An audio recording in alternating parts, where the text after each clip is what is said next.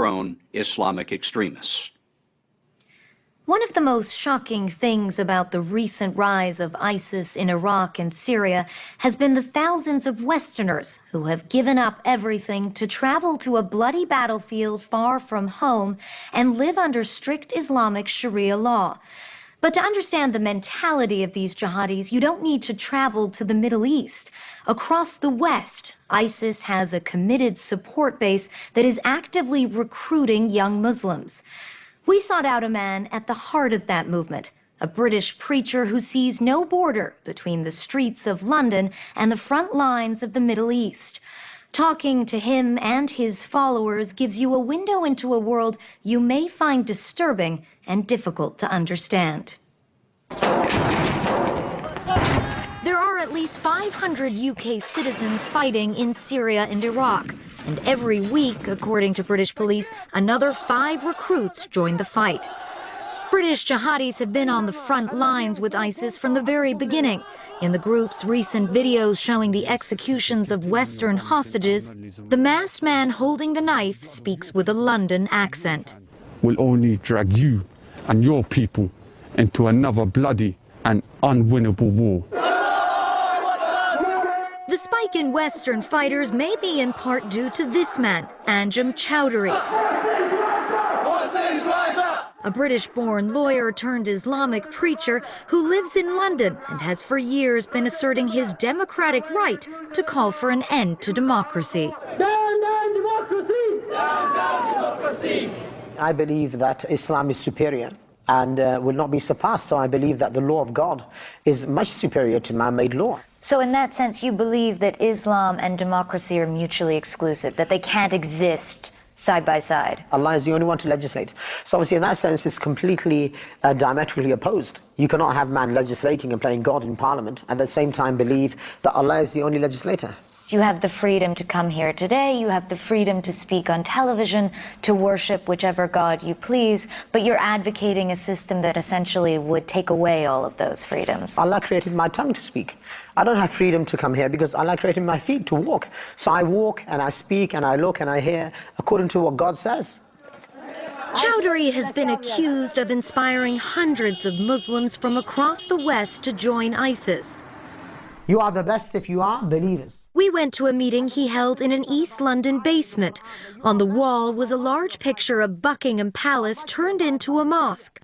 He described the newly formed Islamic State in Iraq and Syria as a kind of utopia. Talking about jihad, he sounded at times like a coach, giving a pep talk before the big game. When the heavens are with you, when the earth is with you, when the sea is with you, when the wind is with you, who's going to defeat you after that? Nobody. Choudary has fronted a series of organizations that have been banned by the British government under the country's anti-terror laws, but he denies that he actively recruits fighters. You know, the messenger Muhammad, he said, fight them with your wealth, with your body, with your tongue. So I'm engaged here, if you like, in a verbal jihad.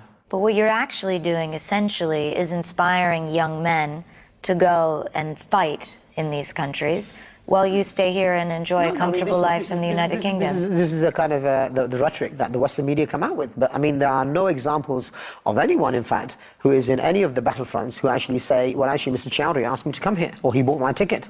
You know, if it were they wouldn't say that you bought their ticket, but they might say that you inspired them with your message. There was a report out recently which said that I inspired 500 people, in fact, to carry out operations here and abroad. And if that were really the case, don't you think that I'd be arrested and I'll be sitting in prison? So if a young man, one of your students, comes to you and says, should I go and fight in Syria or Iraq, what would you tell them? Well, they haven't come to me, and if they come to me, I'll think about a suitable response. But what would you tell them? I don't deal with it's a hypothetical question. I don't deal with hypotheticals. I deal with reality. You know, I mean, there are many things that could happen hypothetically. Young men come to me. Why won't you answer the question? It really should be an easy question. I like to deal with reality. If that happens, you can have another interview with me, and I'll deal with it. But 1 week after our interview, Choudary was arrested, quote, on suspicion of being a member of a proscribed or banned organization and encouraging terrorism. Also rounded up in the raids was one of his young followers, Abu Rumaisa. We want Islam. We want Islam to dominate the world. UK, France. Talking to Rumaisa, you come face to face with a version of Islam that wipes out every other aspect of a person's identity.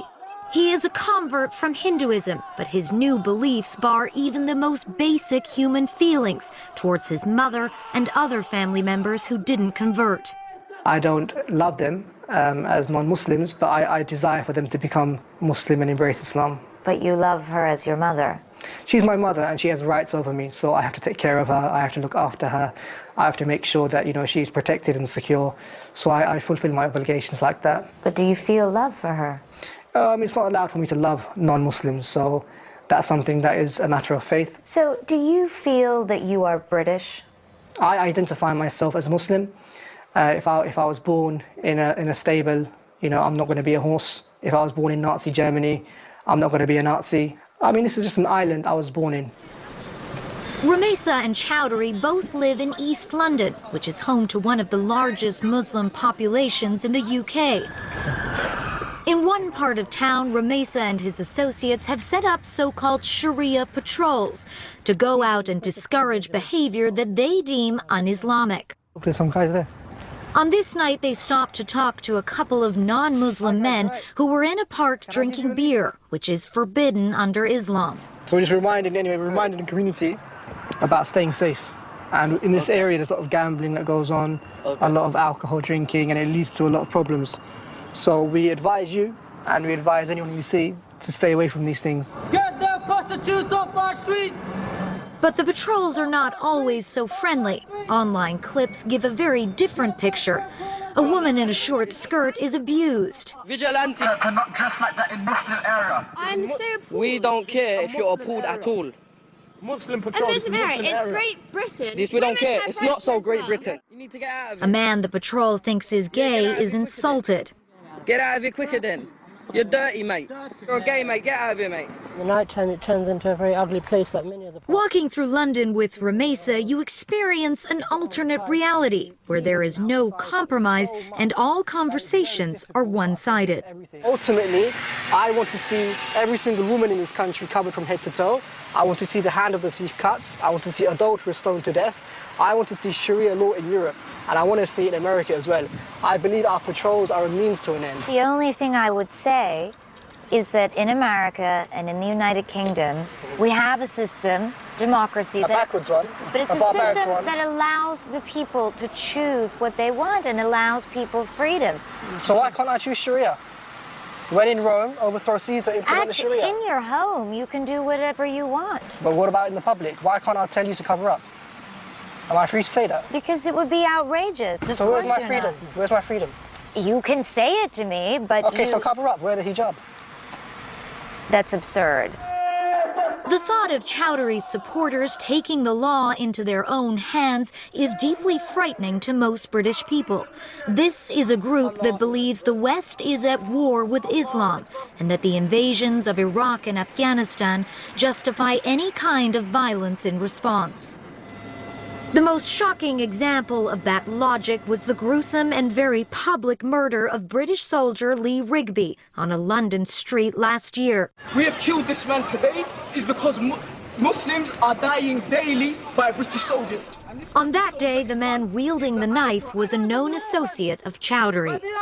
Chowdhury has refused to condemn Rigby's murder, nor will he criticize ISIS for the beheading of American journalist James Foley and other Western hostages. You know, I don't know the details about James Foley. I know the details. Let me educate you because he was a friend of mine. I'm afraid. Sorry, I don't believe you. You don't believe me that James Foley was a journalist? I don't believe any Western journalist, quite frankly. I believe you're liars until proven otherwise. But let me tell you something. The perspective of the Muslims, of journalists, whether that be James Foley and others, is that they are the propaganda for the Western regimes. Have you formed an opinion for yourself? I form my opinion on the basis of what the Muslims say, not on the basis of what you say. I'm sensing a double standard here because essentially you're very quick to condemn acts of violence by the West, but you refuse to condemn any act of violence by your fellow Muslims. No, I believe that there's a difference between the oppressor and oppressed. Britain's authorities have struggled with how to handle extremists like Chowdhury and his followers. He has been arrested multiple times, but never convicted of anything more than staging an illegal demonstration. And now the police face a new challenge that is nearly impossible to manage: the spread of Islamic extremism through slickly produced online propaganda films from real fighters in real battlefields. We will chop off the heads of the Americans, chop off the heads of the French, chop off the heads of whoever you may bring. Those videos have proven wildly attractive to thousands of young people who feel alienated from the Western societies they live in. For them, jihad offers the promise of power and glory. Sir Peter Fahy is in charge of a government program called Prevent, set up to combat the radicalization of British Muslims. I think the big concern about the current situation is just a huge amount of material which is available on social media and the various publications and the various videos that I think a lot of us are struggling to come to terms with and get a good picture of. So in a sense, it's less about preachers radicalizing young men, and it's more young fighters radicalizing other young fighters from the battlefield using social media as their recruitment platform. I think you're absolutely right. That is my concern, is that what has changed again over recent months is that you have got local people identifiable as real people. You've got, a person who's identifiably British, who's gone out there and is absolutely using social media to be able to communicate directly into your son or daughter's bedroom and to encourage them to come out. And I think that is extremely worrying. As a new development. As I say, I think a lot of families and a lot of parents, including obviously Muslim parents, are very concerned about that. Bedroom jihad, they're calling it. It's almost that personal contact, which is the worrying aspect. But, we need to be aware of all different forms of brainwashing and radicalisation. If their parents can't stop it, what can you do to stop it? Well, all we can do is raise awareness. But you're absolutely right, and we constantly agonise about whether this is a job for the police or not. Britain's mainstream Muslim leaders are speaking out against ISIS and have discouraged young men in their communities from joining the fight. But the ongoing US-led military campaign in Syria and Iraq has stoked anger and raised fears of terrorist retaliation attacks in the West. Do you believe that there will be more attacks in the West? Yes, I believe it's inevitable. If you believe that, would you ever use your role as a British citizen and as a Muslim to actively dissuade people from launching attacks here in the UK, in the US, in the West? Well, I think we need to deal with the root causes. I think it's really absurd to say, well, why shouldn't people react? The fact is, if we don't deal with the root cause, which is the occupation of Muslim land, which is the torture of Muslims, which is the foreign policy of governments like Britain and America, then you will never be able to stop people. So just so I understand, you will continue to refuse to condemn acts of terror? Well, as I say, I'm not in the game of condemnation or condoning. It's really just a yes or no question. Well, I don't want to answer you with a yes or no answer. But Chowdhury, who is out on bail, will have to give answers when he reports to police in January. His case is a serious test of the government's strategy to fight extremism. Clarissa Ward describes her strategy for interviewing extremists. Go to 60minutesovertime.com, sponsored by Viagra. When we introduced you to the former Navy SEAL called Mark Owen 2 years ago, he told us his riveting first-hand account of how SEAL Team 6 killed Osama bin Laden. It was the tale that he wrote about in his best-selling book, No Easy Day.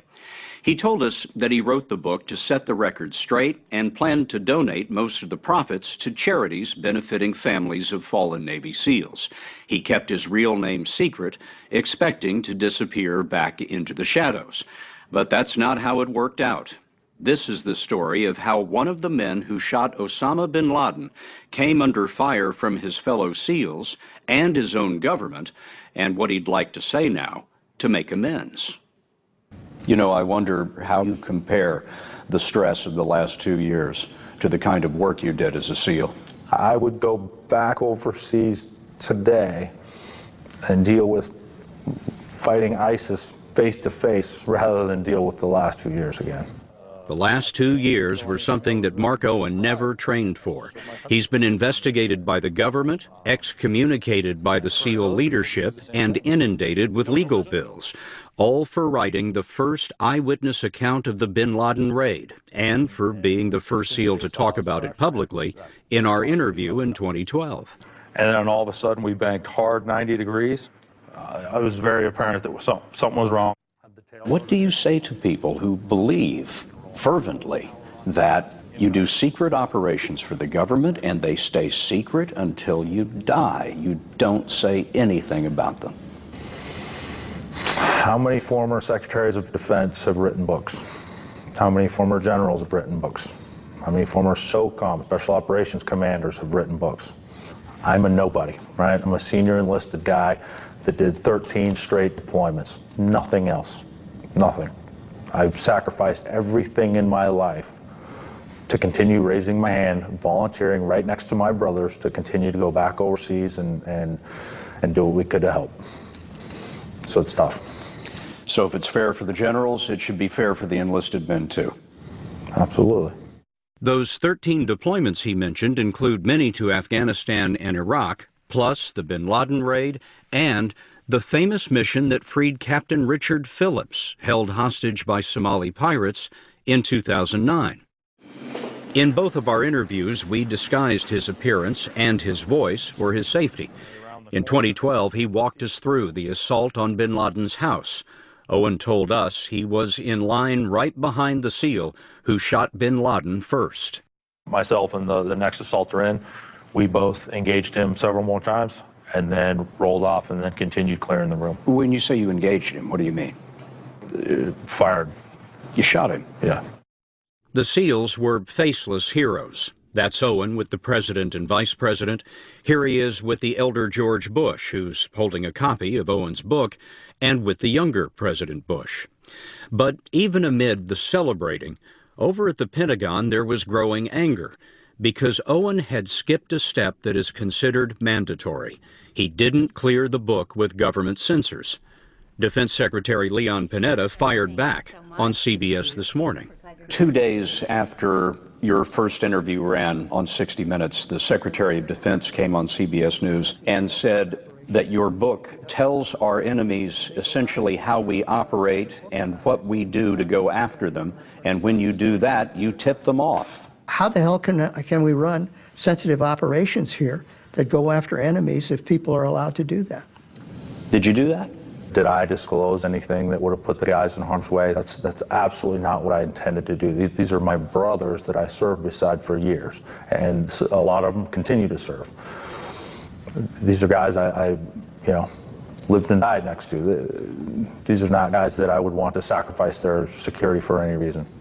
One of the things you said in that book was, if you're looking for secrets, you won't find them here. I tried my best, yes, sir. But now his lawyer tells us Owen is the target of a criminal investigation under the Espionage Act, looking into whether he gave away valuable secrets. No charges have been filed, but 8 weeks ago he was questioned for 10 hours about the book and our interview. Mark Owen is a member of the team that killed Osama bin Laden, and now he faces criminal investigation. How does that happen? Well, it happens because he got some bad legal advice. He should have submitted the manuscript for No Easy Day for pre-publication review, and he didn't. Bob Luskin is Mark Owen's current lawyer. And folks in the Defense Department were concerned that it disclosed classified information, and so they're conducting an investigation to see whether he did it with the wrong intent. Was classified information disclosed? Well, I can't discuss that. You know, in the catch-22 world of classified information, you can't talk about what you can't talk about. And the government won't talk about the investigation either. But we've learned that one area of concern deals with the existence of the SEAL's special night vision goggles mentioned in the book. Anyone can find the goggles on the manufacturer's website, but just because a secret is out doesn't mean it isn't still classified. Owen told us that he skipped the pre-publication review on advice of his former lawyer, who had helped other retired special operations troops with their books. Those books had never, nobody had ever gotten in trouble for them. I went to him and I said, okay, hey, look, what are my legal obligations? He said, look, you have no legal obligation to get it reviewed. You're a civilian now. I can review it for you. I had no reason to believe otherwise. What do you know now? That you're absolutely supposed to get any type of manuscript or book reviewed. In this interview, you've acknowledged not following the procedures properly, and I wonder why you think you should not be prosecuted. From the beginning, I've always tried to do the right thing. Had we purposely tried to go around what my obligations were, absolutely I should be held accountable. But the fact is I didn't. I hired a lawyer with my own money off to the side because I wanted to do the right thing. I got horrible advice, and I've dealt with that for the past 2 years. Owen's previous lawyer, who helped with the book, denies that the legal advice was faulty, but he won't comment further. It turns out that the criminal investigation is just the half of it. There's also been an anonymous campaign of retribution, apparently from inside the military.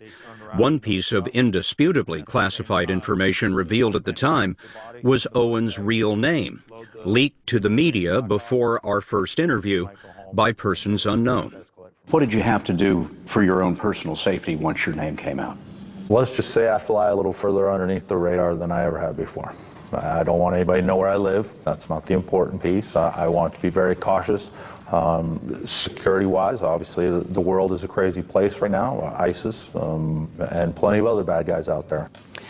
When you tried to reach out to your former commander to explain yourself when the first book came out, what happened? How did he react? The first thing I wanted to do when I figured out that, wow, whoa, this is going to be a little bigger than I thought, there's going to be some issues here, then I want to reach out to my former command and say, hey, look, sir, let's discuss. I have nothing to hide. Let's talk about this. I got a text message back just simply saying, delete me. Delete me? What did that mean? I take that as he did not want to hear from me or talk with me anymore. Owen appears to be the only one under investigation, even though several people have talked about the raid. Someone unnamed revealed details to the New Yorker magazine. There's another well-informed book by author Mark Bowden. And then there's the movie, Zero Dark 30. Come on out! Which also depicts those night vision goggles, by the way. Back it up! The movie makers met with the acting director of the CIA, senior White House officials, and the Pentagon's Undersecretary for Intelligence, Mike Vickers. According to this Pentagon transcript obtained by the group Judicial Watch, Vickers says he will give the screenwriter someone who, quote, was involved from the beginning as a planner, a SEAL Team 6 operator and commander. The only thing we ask is that you not reveal his name because he shouldn't be talking out of school. The meeting with the commander was apparently called off after critics accused the administration of revealing too much. I wonder if Mark Owen is being singled out here. Look, the folks on the other side, I think, are honest and well-intentioned and are trying hard to do a difficult job.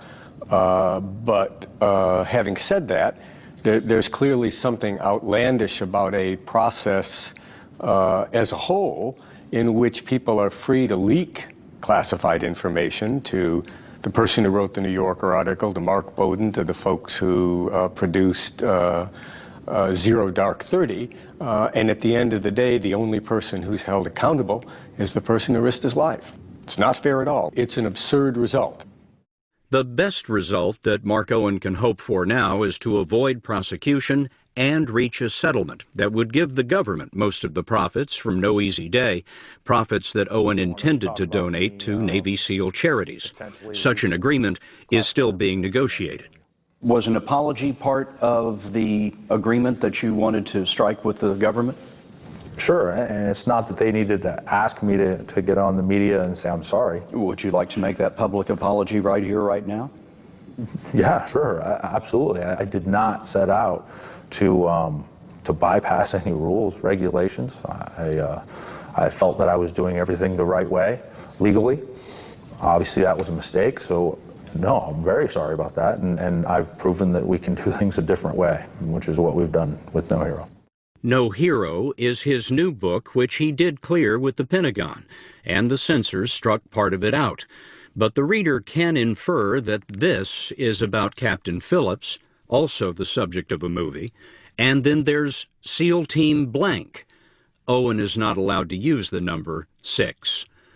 The prologue of the book, called 40 Names, is a vivid reminder of how much the SEALs have sacrificed in Afghanistan and Iraq. There are 40 names in my cell phone contact list that are no longer here. 40 names of people who've been killed. Yeah. Why do you keep them in your cell phone contact list? How can I delete them? Right? These are friends of mine that I served with, next to, ate dinner with, had a beer with, you name it. And they're no longer here. How can I delete that name out of my phone? I can't. It's like losing them forever. Sure. No Hero is about the lessons that Owen learned as a SEAL, usually from failing at things. The most important, he says, came during a rock climbing trip when he froze 300 feet up. The instructor made his way over to him. And he's like, hey, buddy, stay in your 3-foot world. What the hell are you talking about? He says, look, you can't affect anything outside of 3 feet around you, can you? I'm like, well, no. Stay in your 3-foot world. Look inside your 3-foot world, find the next handhold, and climb your way out. I climbed my way out, and I've applied that analogy to so many things in my life. If I can't affect them, don't worry about it. You can't. People waste so much of their time and effort worrying about things outside of their control. Learn from them, move on, and don't worry about it. You don't dwell on the past. Staying within his 3-foot world has helped Mark Owen these last 2 years. He would still have written No Easy Day, he told us, but now he says he would have done it by the book. If you are able to reach a settlement of this criminal investigation with the government, what will that mean to you? A huge weight off my shoulders. I don't feel as if I've officially moved on and out of the military because I still feel like I'm somewhat under the thumb of this issue. And I would love more than anything to just move past that, move on with my life and figure out what life has in store for me.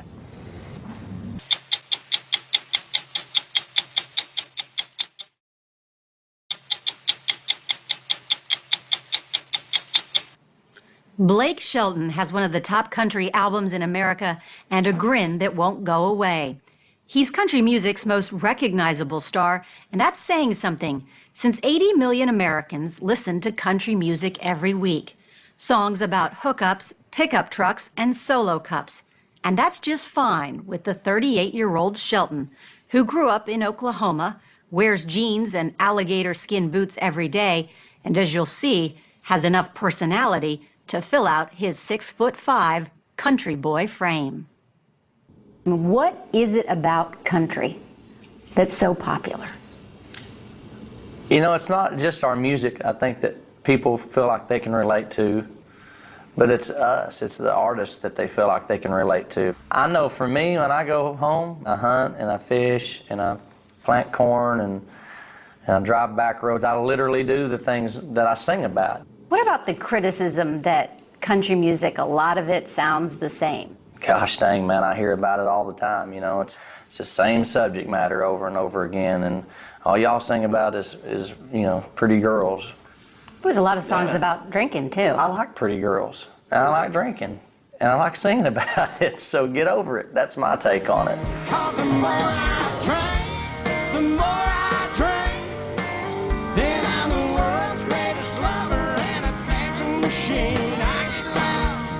On tour in Little Rock last summer, Blake Shelton's point of view was on full display.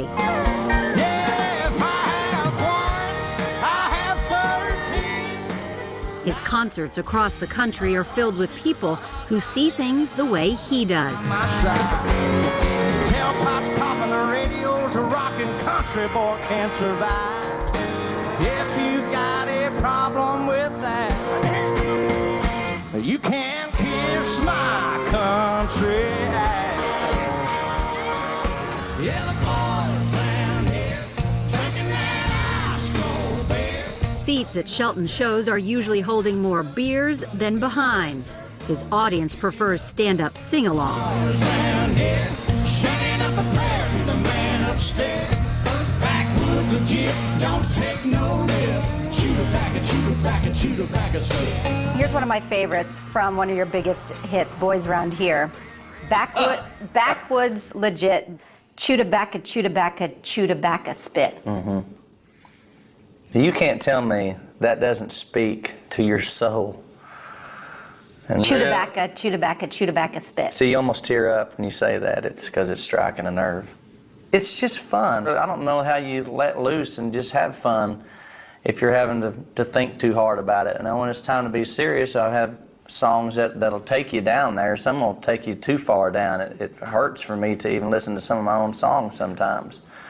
But when I want to have fun and not think about it, I want to sing, you know, chew tobacco, spit. Shelton comes by his country credentials naturally. He was raised in Ada, Oklahoma, a town of less than 20,000, an hour and a half from the nearest big city. So that was the drive through town. That lasted 2 minutes. His father sold cars here, and his mom ran a beauty parlor. He started singing to the radio as early as he can remember. Anytime Mom walked by my bedroom, it was like, what in the hell is he doing in there? It's loud, you know, turn it down. And she had you performing at beauty pageants. She knew she had a kid that she wanted to get on stage, and she just put me in the damn pageant and let me, they have a talent part, he can sing there, you know. But wasn't it mostly girls? Oh, for God, yes, mostly all girls. I mean, because what boy from Ada, Oklahoma would want to be in the Miss Valentine pageant, right? But there was a lesson he learned on stage at an early age that Shelton believes is central to his success. I learned that it was more to it than just coming up here and singing a song and walking off. I knew I wasn't a good enough singer for that just to be the thing. You got to perform, but you also got to entertain. You got to make people laugh. You got to tell a joke or a story. Make the most of the time that you're out here so that people remember you when you walk away. Blake grew up the youngest of 3 Shelton children, older sister Endy and brother Richie, who Blake remembers looking up to for all the usual big brother reasons. His bedroom was right across the hallway from mine when I was little. And he was listening to Hank Williams Jr. or Waylon or Leonard Skinner or Bob Seger. Whatever was popular, really. Richie loved all music. And I would be sitting there going, man, that guy's my hero. That's the coolest guy. He's my big brother. But the music stopped when Blake was just 14 years old. Richie Shelton was killed in a car accident. How did you deal with the grief? I don't know, you know. I remember picking up the phone to call him a week after he was dead to tell him something. And it was like, you think about what I was picking up the phone to call him to tell him something I just saw on TV, and it was like constantly a shock to me that he was dead. It was just... You don't ever get over it? No, that's what my dad told me, too. He said, look, you will never, ever get over this happening. You're just going to have to learn to get used to it. He was absolutely right. He wrote about the loss, even acknowledging his dad's warning. They say I'll be okay, but I'm not going to ever get over you. Blake Shelton's childhood wasn't easy. His parents were divorced, and for a time, he lived with his dad in this apartment. They lived simply and very country. I went fishing or hunting every day after school. And whatever I had ended up on that porch. I mean, we were bachelors. We had a lot of chicken chow mein Yeah, I bet. in that house. And deer chili. Deer chili? Did you make the deer chili? Oh God, yeah. All that dead stuff I drug up on that porch. We ate it. 2 weeks after barely graduating from high school, Blake left for Nashville. 5 years later, he had a record deal, and in 2001, landed his first big hit. And P.S. If this is Austin, I still love you. But having staying power in Nashville is about as easy as making it in L.A. as an actor. And Shelton was known as much for his hairstyle as he was for his musical chops. But his career and his life changed in 2005 when he was asked to perform on this TV special with an up-and-coming singer from Texas named Miranda Lambert. You're the reason God made Oklahoma. A lot of people who were there say they saw you falling in love at that moment. I guess so. And when you look back at it, you think, I mean, I guess so. It's hard to argue with what I'm looking at. I'm trying to play the guy card here, like, by God, no, but I mean, that's pretty pathetic right there. But you were married at the time. I was married. That was easily the toughest thing that I've, been through on I put my divorce up there with my brother's death, and that was a tough call to make. Shelton eventually married Lambert, and he started to string together hit after hit. You be my honeysuckle, I'll be your honeybee. And in 2011 was approached about a new music competition show called The Voice. Turns out the boy with the "aw shucks, I'm from Ada, Oklahoma" personality was about to go Hollywood. I have absolutely no problem with making an ass out of myself. Actually, he's made a name for himself. When it started, Shelton was probably the show's least known star, but today he's known as the unpredictable judge with the quickest wit. Can I talk? Yeah, go ahead. Oh my God. Oh man. Well, that's a good point, and I'm glad that you took this opportunity. Why don't you hush up? Okay. And the deepest drink, usually vodka. Showtime. You ready? I'm ready. Are you ready? I better be. Because of his TV schedule, Shelton performs less than other country stars, even though the demand for him is huge. Welcome back to the ACM Awards. He hosts the Academy of Country Music Awards and holds a unique country music record, 12 consecutive #1 singles. So far. You don't write too many of your songs. I don't. I've written 200 songs in my life, or 300 songs. I probably have 15 of those that I'm proud of, that I'm truly go, man, I did something there. And I can't imagine me convincing myself that I'm a better songwriter than some of these people in Nashville. I just want the song to be the best song it can possibly be. His other priority is getting home as often as possible. When his TV shows or concerts wrap, he heads immediately to the nearest private airport. I am leaving Hollywood. Thank you, God. To get back home to Oklahoma, close to where he used to hunt and fish with his dad.